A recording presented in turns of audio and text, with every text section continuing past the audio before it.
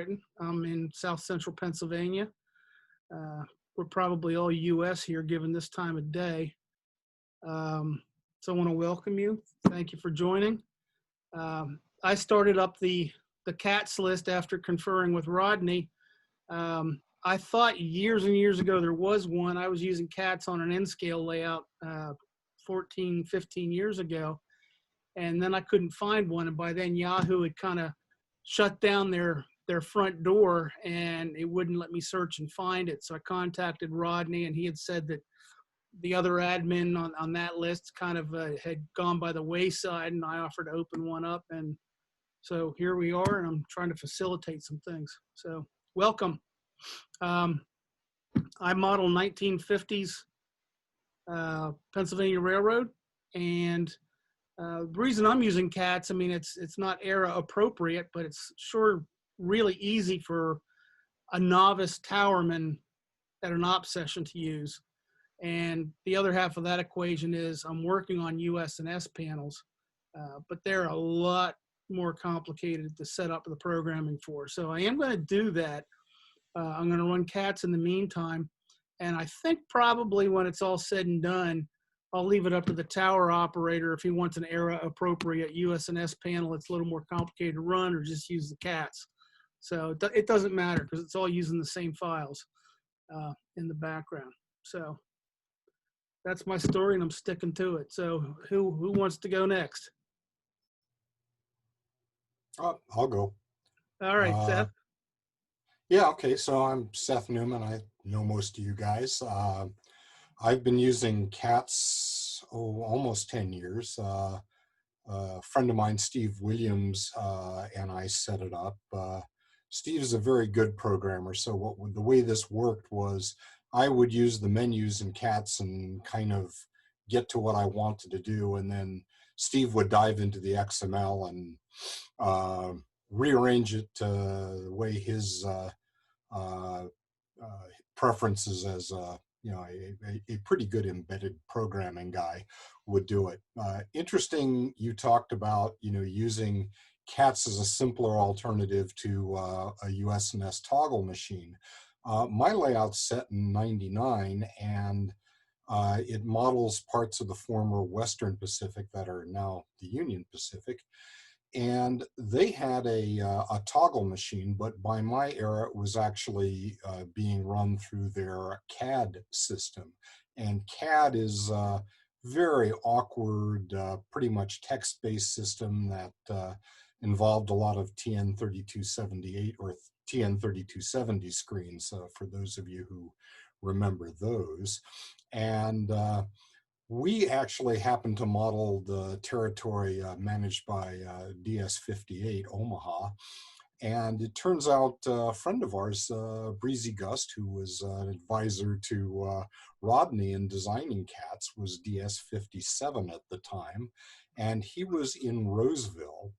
And we talked to Breezy about that. Well, we want to do it prototypic. And he says, oh, no, you guys don't know CAD.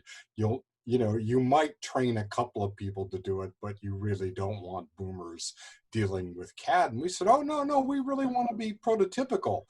And this is at like 2008 at the Anaheim convention. Barry was there.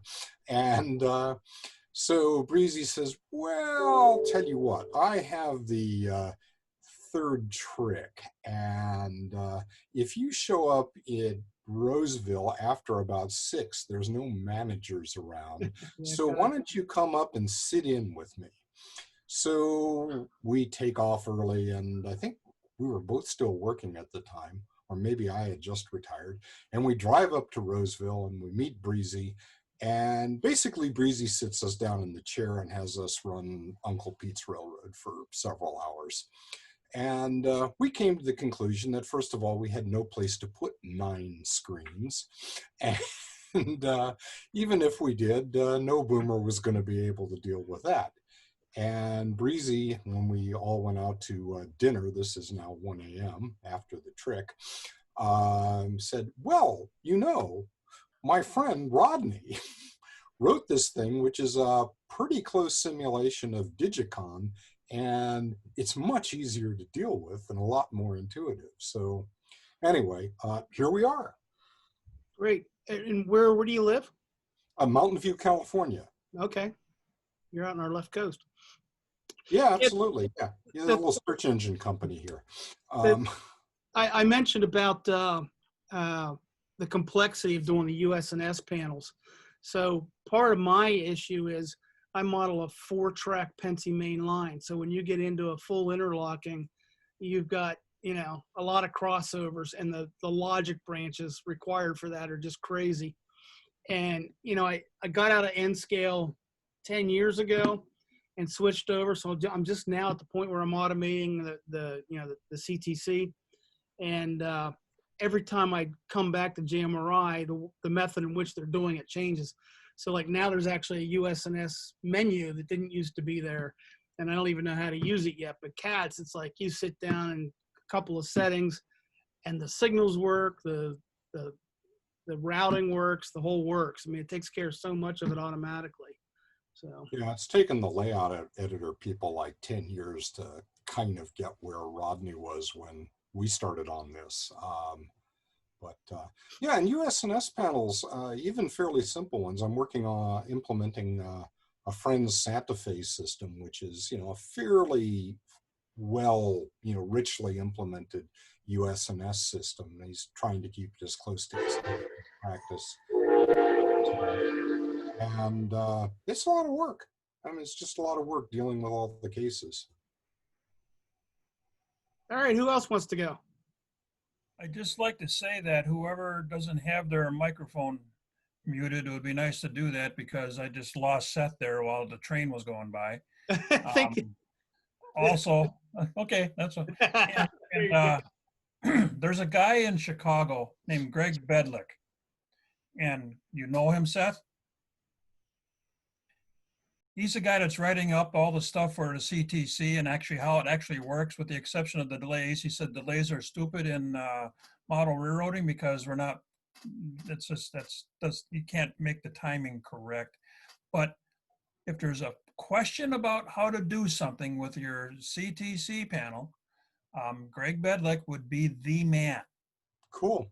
That's another good resource. I would disagree with him a little bit on that. I mean, I certainly don't want to run 5 minutes of time. That would kill an op session. But, running 10 or 15 seconds is enough to make the dispatcher a little hot under the collar if he has to bust a route. And actually, I kind of like that idea as a dispatcher myself. A model railroad dispatcher. I mean, we're all weekend warriors, but anyway. Yeah, 15 seconds at what speed? Well, 15, real 15 seconds. So if I have to bust a route, I have to wait and think about it. Yeah, I understand that. But if you're running your clocks at 6 to 1, how long is that 15 seconds? Well, it's a minute and a half. In the real world, it was 5. So, you can set it to whatever you feel is appropriate. I just feel it's a little more realistic to have a penalty. Yeah, I agree. It just, it makes everything a little bit different. We got, you're familiar with Ron Kofer.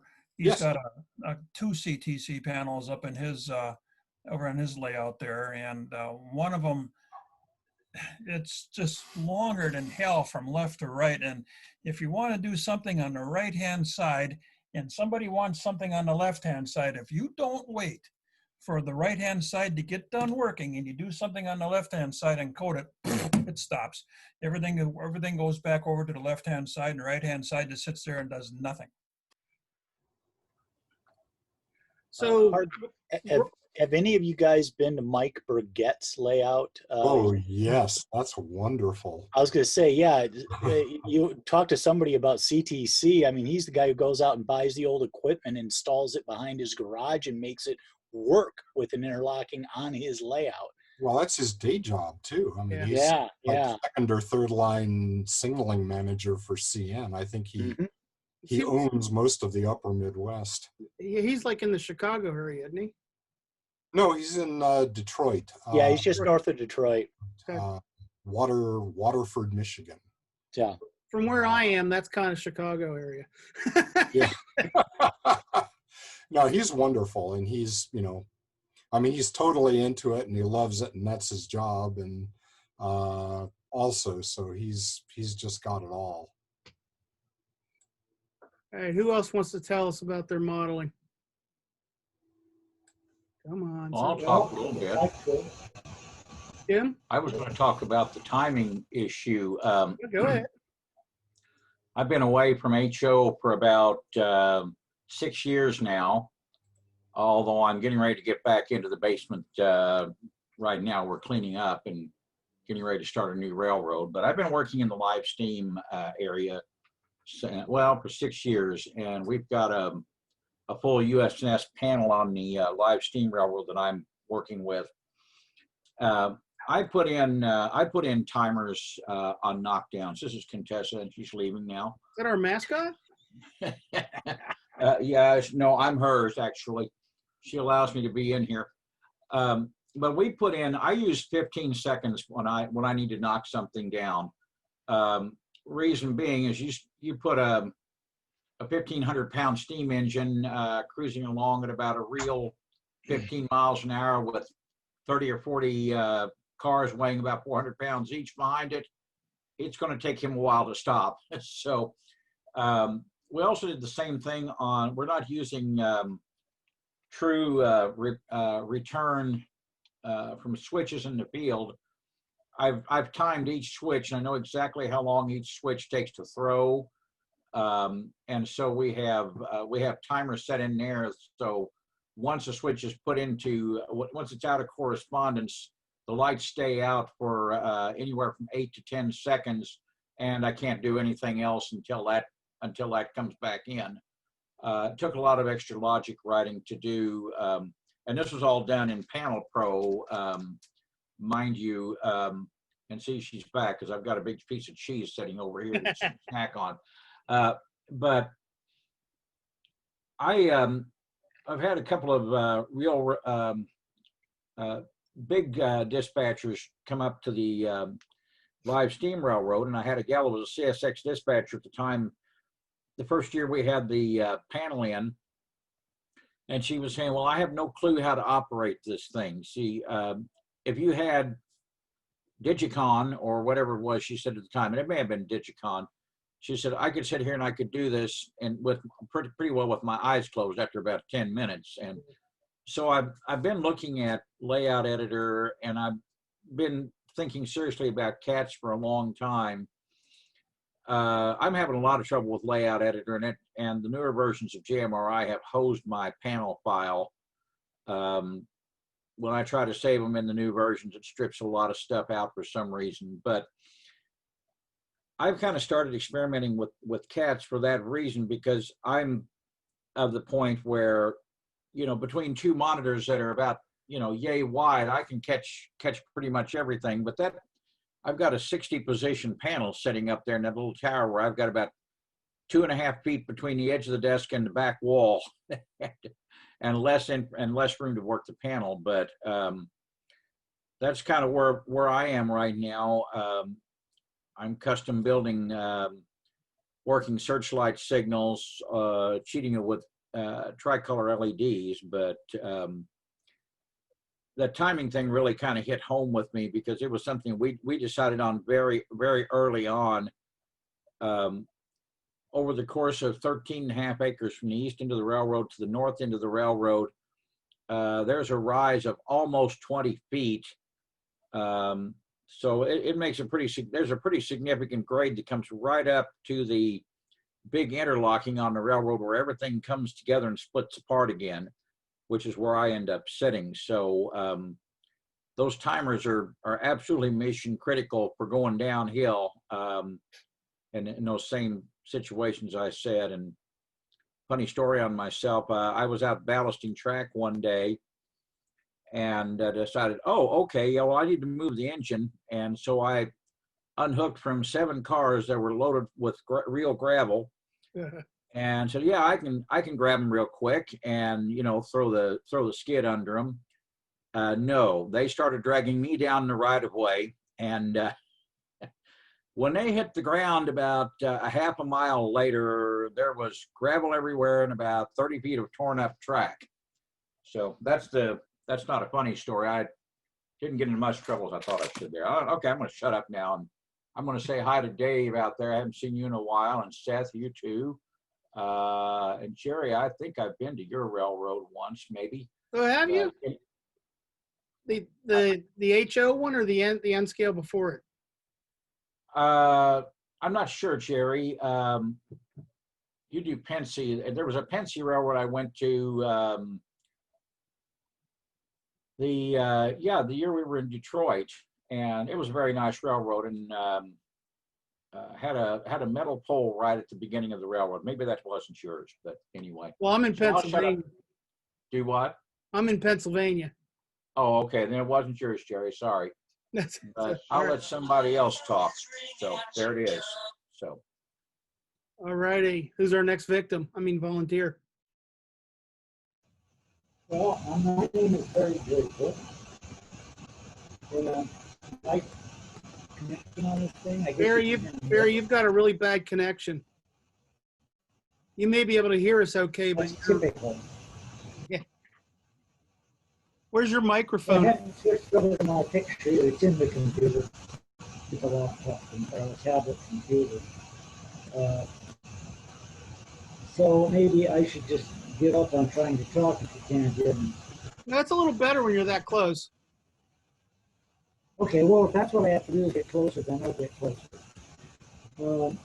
I'm actually a novice to cats. I have done nothing with it so far. But I'm not a novice to signaling. I actually became a model railroader because I love signals. And I am Tim Dickinson's chief signal engineer on his fully CTC DM1st subdivision. But he already had a working or an 80% finished working installation using logic rail. And it didn't make any sense to rip that all out and put a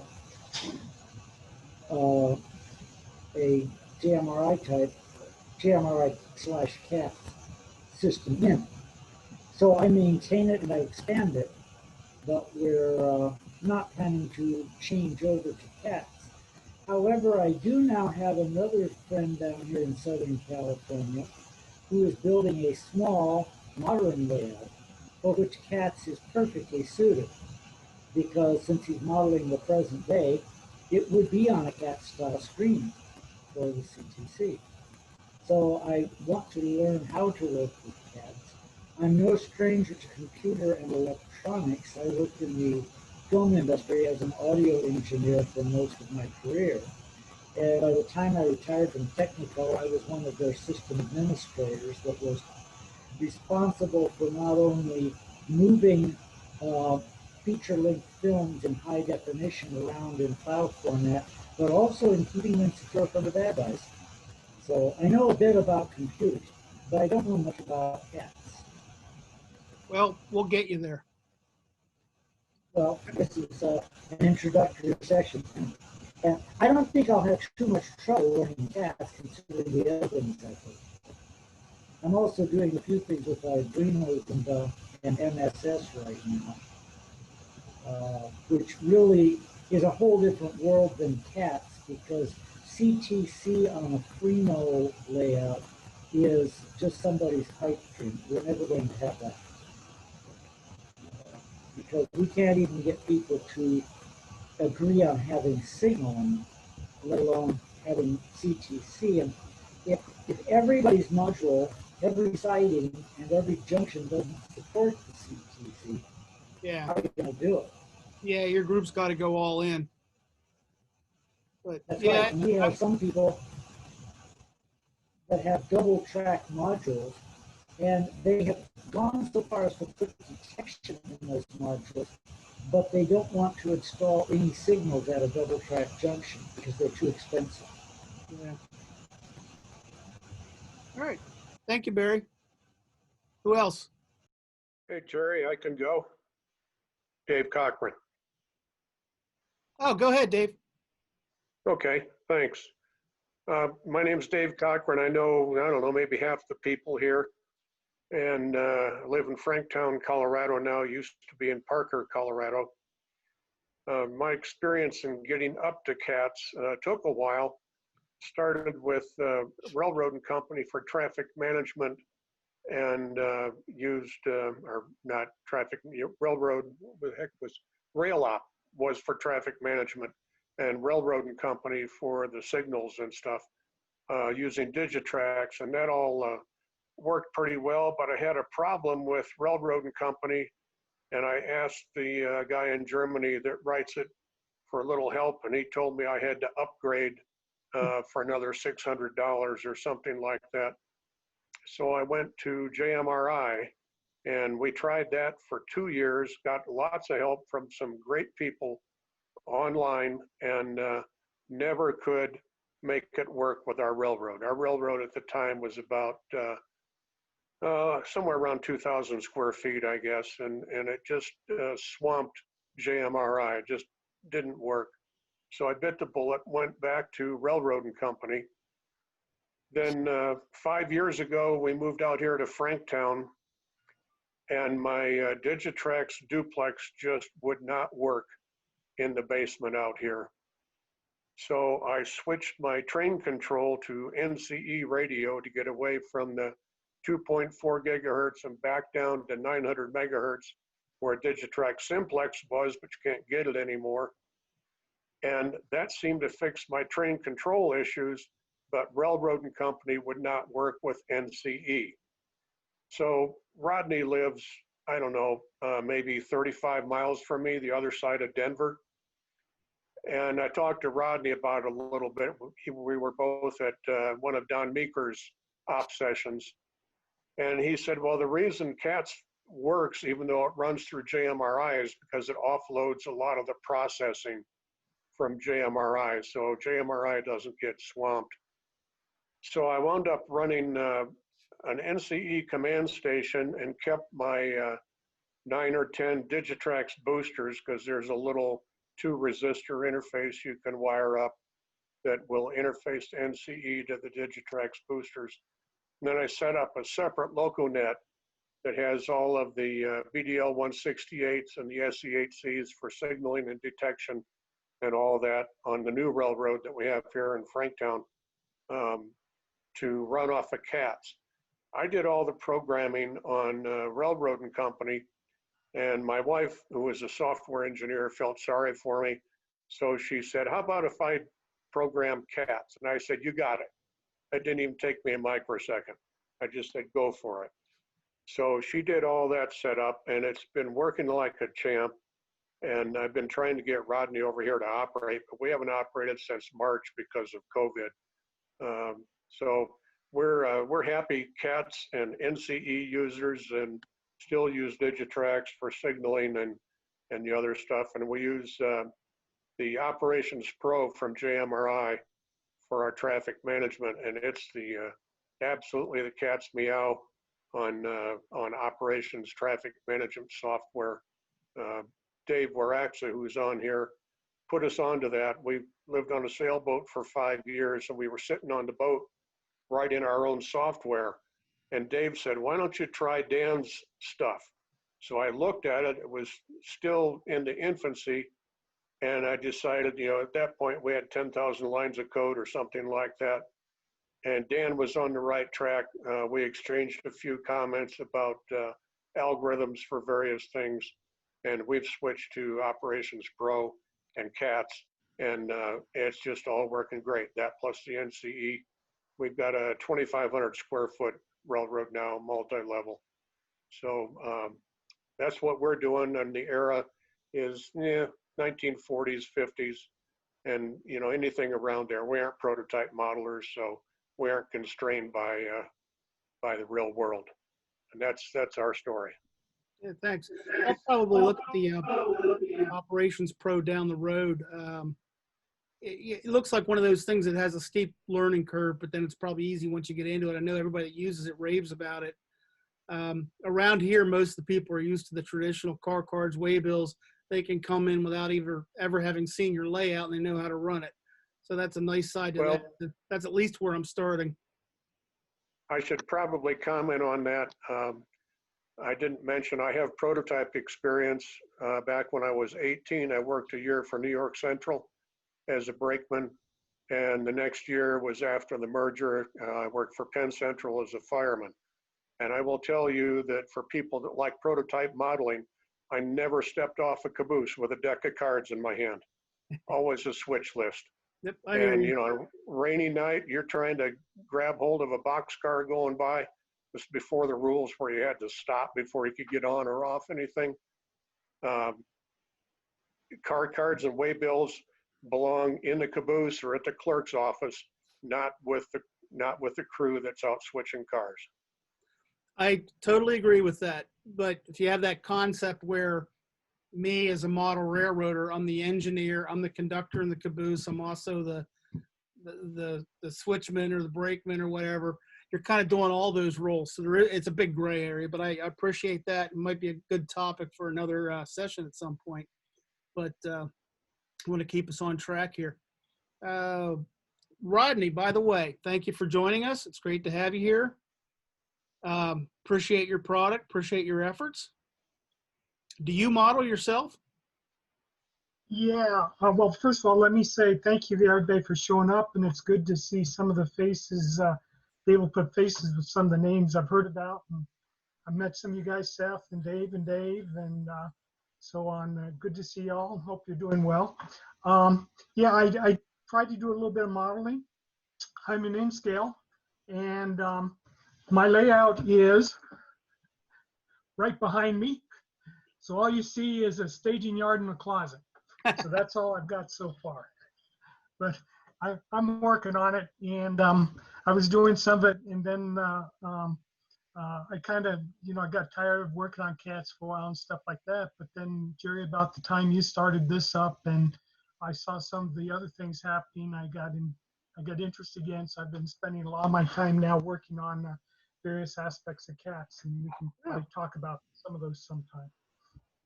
Got some more fuel in the fire then. Yep. All right. Who else out there wants to speak up? I can go. My name's Mark Herrick. I'm from Windham, Connecticut, and I model the BNSF from Spokane, Washington to Whitefish, Montana. So the funnel and part of the High Line. I am using CATs right now, current, era. So right up to date. I have NCE from my DCC system. So I have a unique interface with it. I use railroad circuits, signalman boards to drive my signals. And I use it through the NCE system. I don't have the Digitrax LocoNet system or whatever. Basically, I'm driving those as accessory decoders using like turnout controls to control the lights. Use BD20s, which is an NCE product for detection. Everything goes through the AIUs, which ties it back into the computer system from the NCE. And all my signals are the BMLA, modern hooded type signals. So I've been using CATs for 5 years now. I can't say how many operating, probably 40 or 50 op sessions minimum. And all the guys at dispatch love it. I like it. I got a lot of guys actually have helped to try to install it on their layouts in the area here in Connecticut. One of them's on actually, Jeff down below here. Try to get him hooked up at some point in time, but I'm really happy with it. And I know there's some parts of it that I still have a few little quirks here and there. So it's, this is also a learning thing for me to hear what you guys, have going on. So I really appreciate you setting this up. Hey, no problem. Thanks for joining. So if somebody else wants to speak up, that's great. Otherwise, I have another topic I can go to so as to not put you on the spot. Last call. Well, I'll just, I want to thank you, Jerry, can you hear me? Yes, sir. Okay. Thank you. I want to thank you for putting this together. I'm in Connecticut up here with Mark, and Mark is sort of my guru is getting through this CATS thing. I'm in the process of getting my dispatch panel together. And I know it's always much easier to listen and get advice for people and see it done than to read it and try and figure out what it means and how do I implement it. So I look forward to working with all you guys. I want to say hi to Seth. I haven't seen you in a number of years, but I'm looking forward to it. Great. Oh, just as a sideline, I model about 1990 Guilford, prototypical sort of uh, two-level NCE layout, and I've been using RailOps for years, but I'm very interested in the GMRI ops program. So when the time permits, I'm going to take a good look at it. All right. So we got two guys from Connecticut. I'm wondering if either of you know Chris Adams down in Saybrook. I do, yeah. Do you? Yeah, Yeah, I also, yes, I yeah. just met him for the first time at the Springfield meet back in January, which was about the last railroad event any of us got to. But I had a chance to operate on his layout, and it was a lot of fun. yep. All right. So time-wise, Tuesday nights were best for most people, and you know we got a decent turnout here with a dozen people or so. Does this time work best? Because we've got people on the East Coast here, we got people on the West Coast here, so 9 may be best for the U.S. I know there's some people in England that would love to join, but it's 2 a.m. there. But I can't do like 4 in the afternoons. Does 9 o'clock work for you? 9 o'clock Eastern? Okay, I don't see any real Yeah, it's That detraction. works for me. All right. yeah, 9 p.m. is fine for the East Coasters. That's where I am. For the guys in foreign lands, I mean, this is probably the most interactive one of these you're going to have. A lot of the presentations you're talking about doing going forward are probably going to be demos and slide decks and things like that. I see you're already recording this one, and as long as you make the recordings available someplace, anybody can come by at their convenience and do them. Yep. So the time is important, but for worldwide, nah, not that important, as long as you record. Yeah, I'm But the not. guys that are doing the presentations need to think about that, though. Yeah. They need to think in terms of somebody might just be seeing this thing. So make sure you know, like, I don't know, include an email address or something like that in the slide deck. So if somebody's got a question about what you did, they can ping you personally, if Good you're in point. for that sort of thing. Yep. Good point. It's my 2 cents.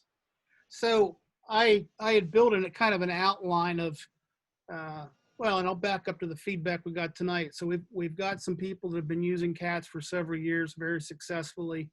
We've got some people that have implemented it and really haven't gone that far with it. It's working, but they want to learn how to use it more. And we've got some people using other systems that really want to kick the tires on CATs and see what it can do. So I kind of envisioned a series of workshops to build upon it, and you know, from installation on. And excuse me, I don't have experience in all the areas, so we've had a couple people volunteer to do some of the more advanced ones. But then Rodney himself volunteered to do some of his PowerPoints that he's done out at RPM meets and stuff like that. So I was kind of, I see a thumbs up, Inspector Dave. So my thought was maybe to start with Rodney and do a presentation type. He's got 4 presentations, and I can look at his topics and then either wait until he's done all 4 or maybe intermix with them some more interactive, call them labs, if you will. Does everybody like that idea? All right, let me put it this way. Everybody not like that idea? All right. So I don't see any real dissent. So Rodney, don't want to put you on the spot. Would you be available next Tuesday? Yeah, I believe so. Let me do a quick check, but I think so. Maybe we queue up your first presentation. You can get back to me afterwards. Let me know. Looks good. Yeah, I should be available next Tuesday. Okay, so we'll queue up one of Rodney's presentations, and then we'll build upon that, and then we'll work in the live labs, which I really want to be interactive. Dave has a question. No, but I was gonna just give a brief history of how I got to this point here with cats and everything else, if that's all That's right. fine. All right, way back when, there's Dave over here next to me. He's next to me on my screen anyhow. And attest to we both were using RailOp, and that left a lot to be desired. I got it working okay, but we could always move a lot of E's and a lot of L's. We were never moving commodities. Um, Dan Bredlow from Massachusetts, he started doing this thing for I helped him with his rail op also, and he didn't like it, so he started writing his own program and included it in the JMRI suite. When he saw that I bailed out of rail op with all the rail op, like quite a few people followed me over to JMRI. It was almost like the Pied Piper with following the rats coming off, whatever.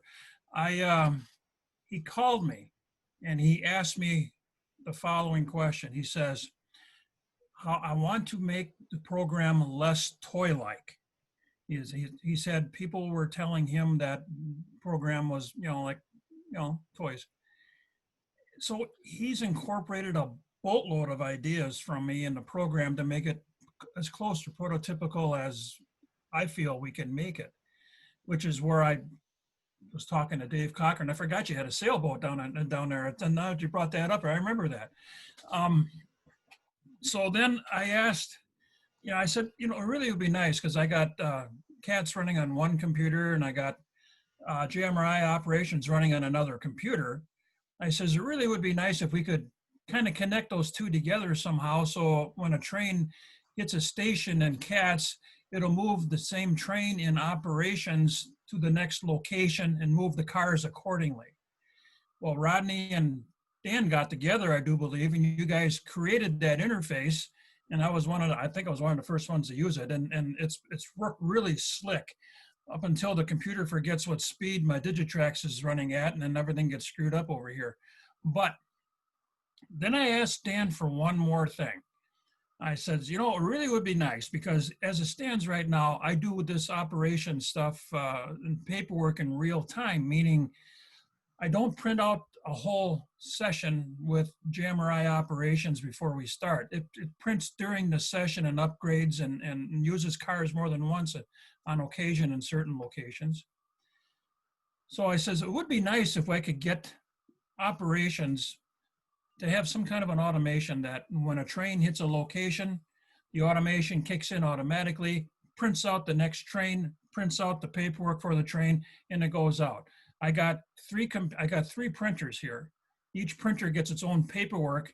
When a train moves on the CATS program to a station, which corresponds to a location in JMRI, which corresponds to an automation in JMRI, which corresponds to a train paperwork being created and the paperwork going to 3 printers. I'm 69 years old.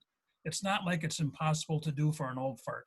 So the program works flawlessly. I created automations for all the layouts that are in our group here, where by moving a train icon on a JMRI magnet board, or by using this program here from Rodney, when a train goes to a new station, it updates the train's location on JMRI operations. Everything is automatic. You do very, very little. And those other layouts, 100% automatic. There's no manual of doing anything. It just, with the automations that are in the program, you can create all the paperwork automatically by where the train is on the layout. It takes a little bit of time to understand how to do it, but I kind of love this stuff. I really do. I can get lost in the computer.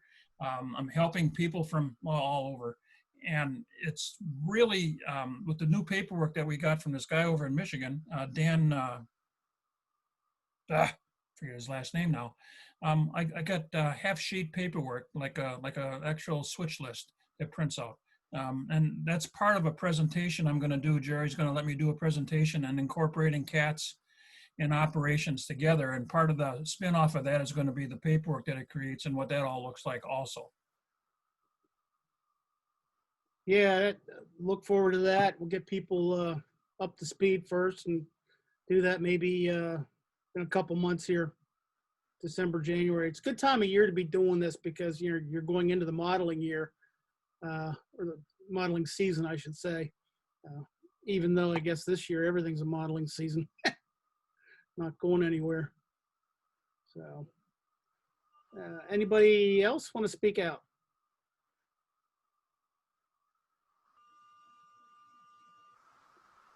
one more thing. Who was mentioning, was it Mark? I think it was you. You were mentioning NCE, BD20s and all that. I helped a guy over in Fond du Lac, Wisconsin. I'm from the west coast of Wisconsin, north of La Crosse, and this guy is over in Oshkosh on the east coast. Anyhow, he's an NCE guy, and I designed a CTC panel for him. Worked with Greg Bedlick down in Chicago, which again, my goodness gracious, if you guys got any problems, he is the man. And we got his layout to operate with BD20s, switch-its, light-its, the whole ball of wax. And he's got semaphores and targets.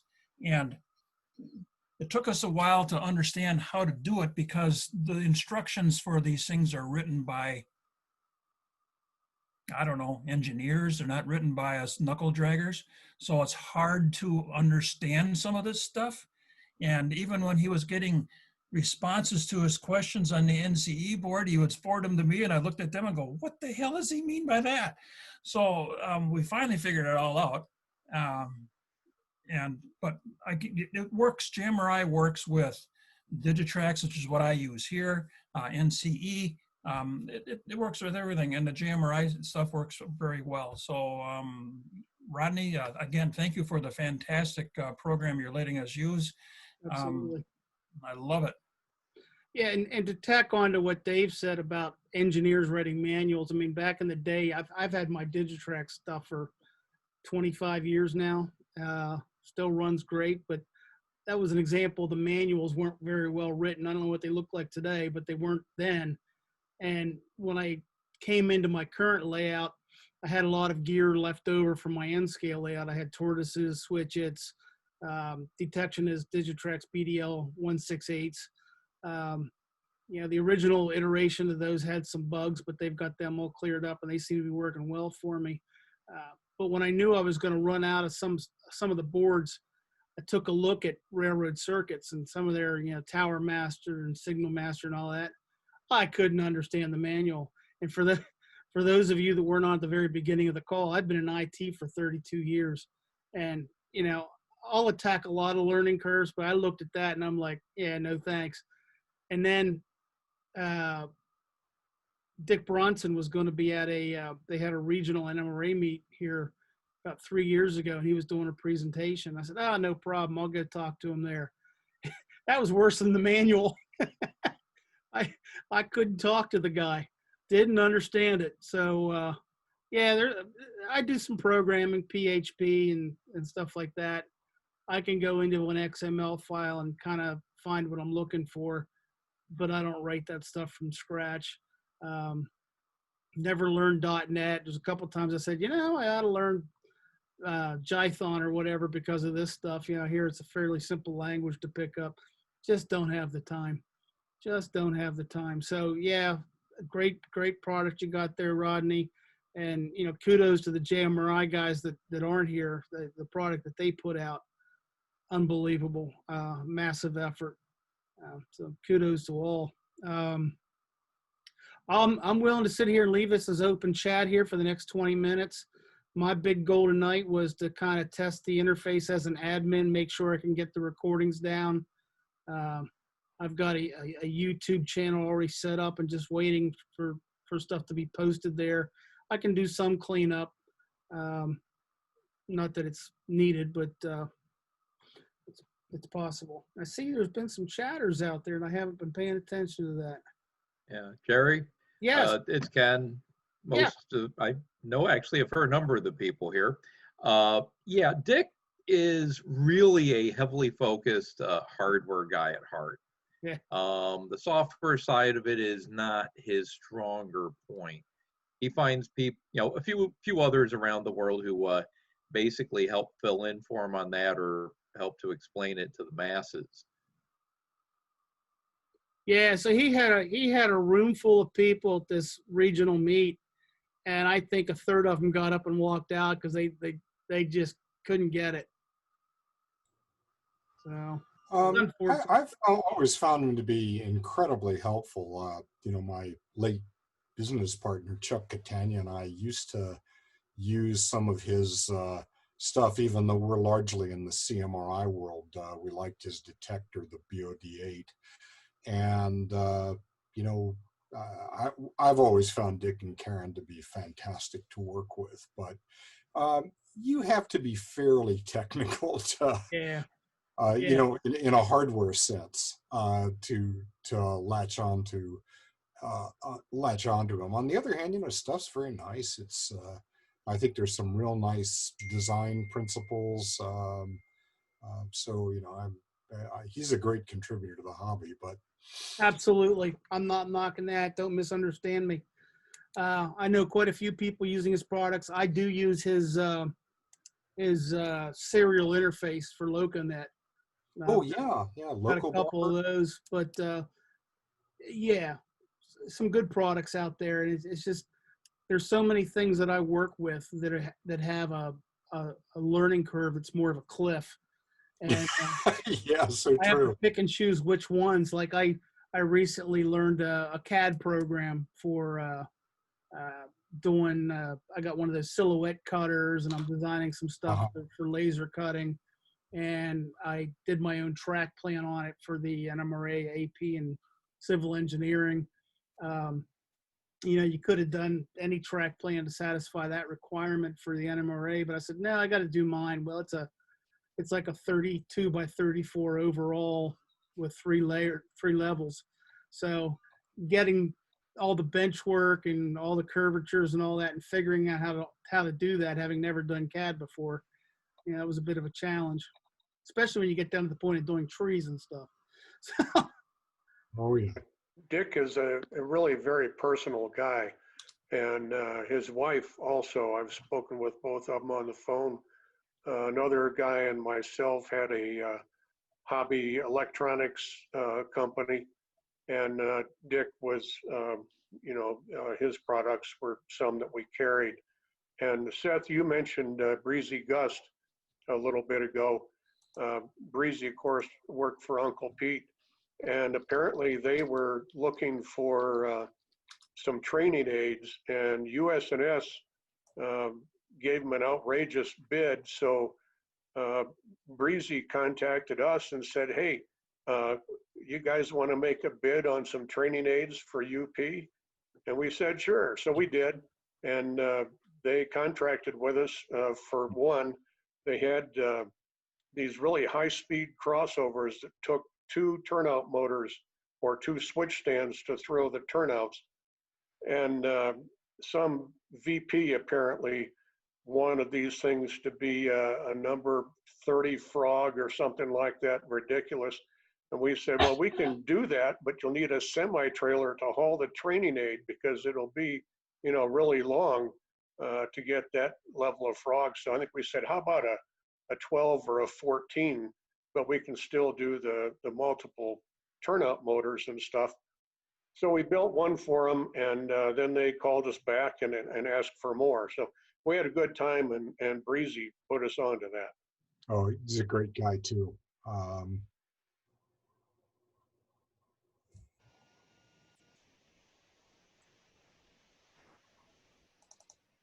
So did anybody have a run-in with COVID? Not here. I've been lucky so far. Good, good. My son's at college and he tested positive, but he cleared his symptoms in about 4 days. So yeah. Good for him.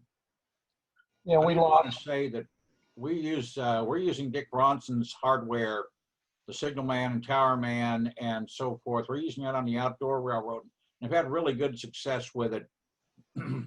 I'd really like to be able to figure out how to go from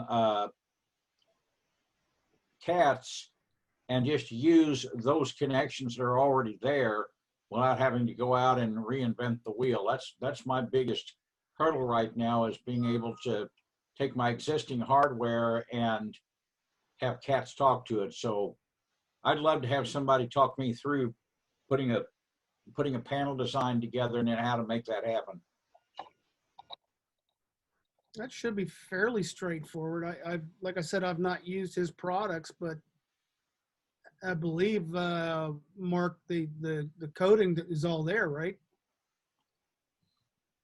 Yeah, the biggest problem with, the only thing you have with the railroad circuits boards, is I had to use the LocoNet interface that he sells to program those boards. So I had to buy that to program the boards.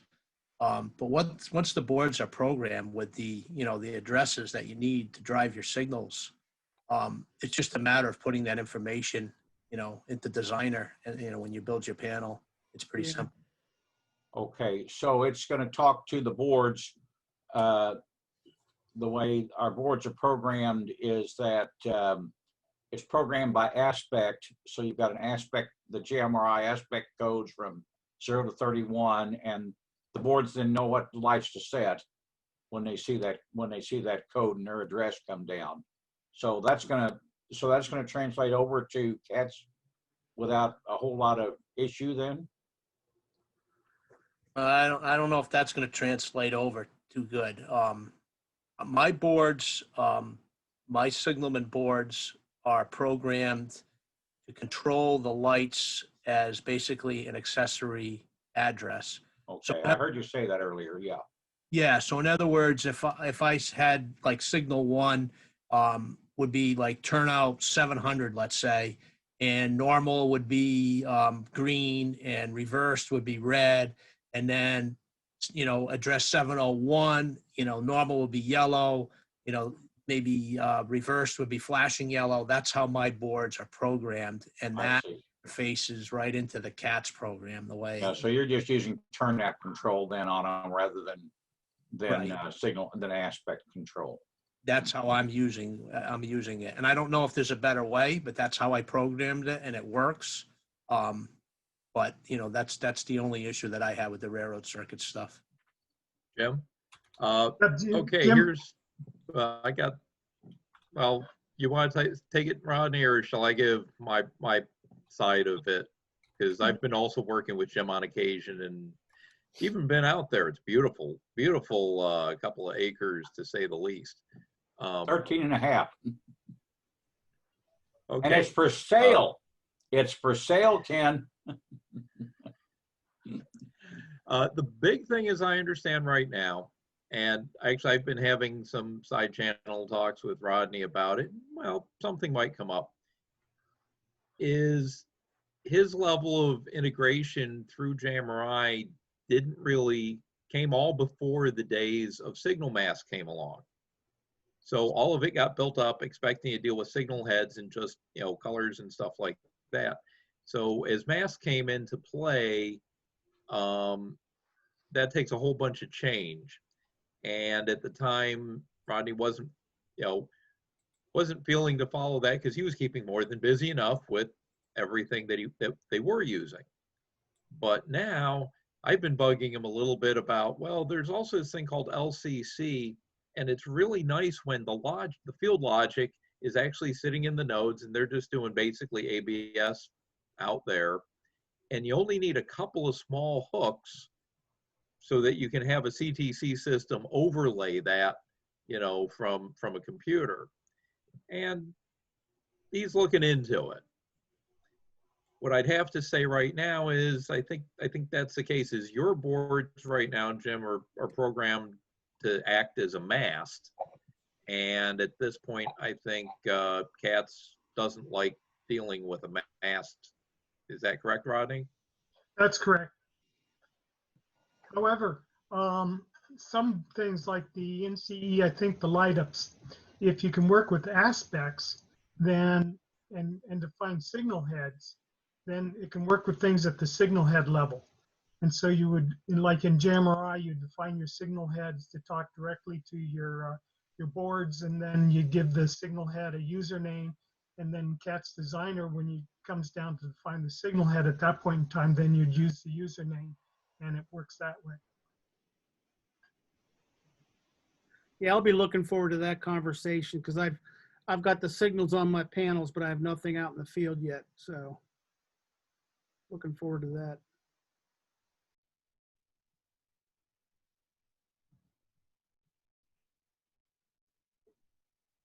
Yeah, so back to what Jim was asking for, I'd say that at present,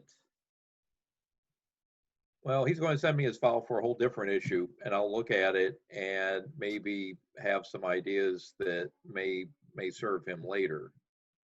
But right now, I can't remember what some of his board configurations were. So I'll look at his panel, and that'll give me all sorts of clues for what he's really got out there in the field. When we say the field, it really is one. Yeah. All of the boards, we've actually moved all the boards into the tower now, Ken, instead of out of remote locations, so I can do programming right there at the desktop and not have to run out in the field and pull a board and take it back. We just finished doing that, and we're still kind of uncluttering the wires to make sure all the lights are working. But we have, let's see, probably 20 of those signal man boards and a half a dozen tower mans, and they're all set up as masts. Now, the tower man boards, we've got those controlling switches, so they're actually responding to turnout commands, but everything is set up as signal masts out there in the field. So you get the signal number, for instance, and I started with like 101 and went up from there. And then all the boards have got all the aspects, what to display when you send that signal, and it's aspect down. So anyhow. And I would shudder to think about having to reprogram all those boards in order to use the Digicon, and then have to turn around and reprogram them to use the big green machine. That would be a real that'd be a real challenge. It's a couple of hours of programming to reload all those boards. So. Yeah,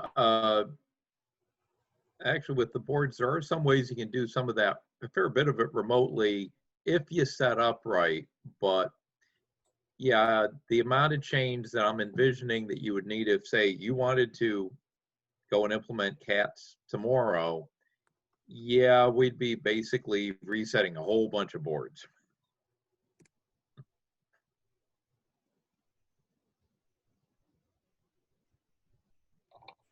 Well, there I am. Well, bear in mind, I'm in no hurry. This is kind of a personal project. I just, I want to have some different options. I have people that are very visual. If they see it on a diagram and they can click it, they can follow that, but trying to translate it from a lever number and a signal number on a panel straight line diagram and then throw the right levers, it's just completely beyond their comprehension how to throw one lever and push a button. So we're looking for something simple so Jim doesn't have to be the only dispatcher. I was in the tower with the big meet that we had, and it was a whole full week this year. I was in the tower every day, a minimum of 6 hours. And most days I was sitting there 10 and 12 hours with maybe an hour break for lunch and supper, if I got that. So we're ideally trying to find other dispatchers, and something that's very simple for people to use, and just make it, okay, here we go. Flip this switch, now go use this program. I'll set it up for you and you run. So that's my goal, is to give flexibility for different people, and somebody who's never dispatched before but has something really easy to work with. Well, Jim, we'll be able to do that. I'm actually running 2 development lines right now in terms of my coding. One is just maintaining the standard stuff, and I'm trying to do minimal changes to it simply because with COVID, I can't get out and test it. But the other, my experimental line, shall we say, I know how to integrate CATs in to use signal masks. And it actually works out very nicely, and it gives you, the interfaces that people understand now will work just the same way and with Designer and stuff. So if you're in no hurry, maybe 6 months, I hope that I'll be able to release something in which you define the signal mask rather than the heads and the turnouts and all that kind of stuff. Oh, that'd be great, Rodney. I appreciate that. Go, Rodney, go. We're Yeah, gonna make a video star. was going to say that would work out real good for this one superstar layout we've got local.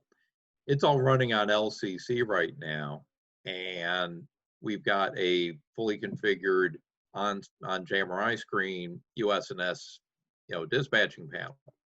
Well, the owner is now embarking on building a physical USNS dispatching panel, but there's also been discussion that, yeah, those are really cool once you get them built, but also to be able to flip the era, so to speak, and do the modern looking dispatching panel, which is of course all screen based. Yeah. And that's where CATS comes in. And to be able to do something like an ops weekend and show off that, well, this session is running this, the next session's running that. And just because, well, he's an ex-CEO of a high-tech company, so he thinks high-tech ideas are cool. Yeah. I don't know how many of you were on when we first started. There was only like 4 or 5 of us here. And I had mentioned that in my situation, I'm running a Penske 4-track main line and doing a full interlocking with that. And the older tools within JMRI and Panel Pro, there was just too much logic. Now there's been some tools added, the USNS tools. The menu wasn't even there the last time I looked at it. So maybe some of it's easier, I don't know. But I wanted to get up and running quickly. So I had CATS in use on my N-scale layout years ago. And literally I set it up one weekend and the whole thing was done.